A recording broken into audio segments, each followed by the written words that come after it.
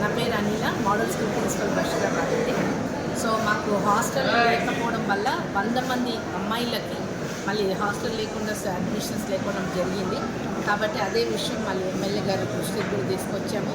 ఎందుకంటే ఆ 100 మంది అడ్మిషన్లు పేద పిల్లలకి సహాయం జరిగినట్టు ఉంటుంది.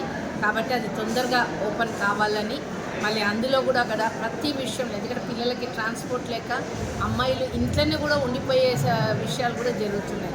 కాబట్టి వాళ్ళు తప్పకుండా అభివృద్ధిలోకి రావాలని నా ఆశ. స్కూల్ స్ట్రెంత్ ఇప్పుడు 400 ఉందండి. ఇంకా ఇంటర్మీడియట్ 100 మంది వస్తే 500 స్ట్రెంత్గా మారుతుంది. అదే విషయం హాస్టల్ ఓపెన్ కాలేదనే విషయం ఎమ్మెల్యే సార్ దృష్టికి తీసుకెళ్తే సార్ ఇప్పుడే ఆ విషయం మార్కెట్ చైర్మన్ గారు కూడా అప్పచెప్పారు. తొందరలోనే ఈ వారం లోపలనే దాన్ని స్టార్ట్ చేయాలనుకుంటున్నారు. ఎందుకంటే అందులో మళ్ళీ 6 పోస్టులు కూడా క్రియేట్ అవుతాయి హాస్టల్లో. దాన్ని బట్టి పిల్లలకి అమ్మాయిలకి మెయిన్గా ఇది బెనిఫిట్ కాబోతుంది. కాబట్టి ఈ విషయంలో ముందుకు తీసుకెళ్ళి దృష్టి తప్పకుండా హాస్టల్ ఓపెన్ చేసి మా ఇంటర్మీడియట్ స్ట్రెంత్ అడ్మిషన్స్ని మేము ఇంకా ఇంక్రీజ్ చేసుకుంటే మోడల్ స్కూల్ నెంబర్ 1 స్కూల్గా ఉండబోతుంది. కాబట్టి అందుకు ఈ సహకారం మా ప్రభుత్వం నుంచి అటు అందరూ లోకల్ వాళ్ళందరి నుంచి కూడా సహకరించాలని, కాబట్టి ఈ ప్రయత్నంలో మీరందరూ కూడా నాకు సహకరించాలని కోరుకుంటున్నాను.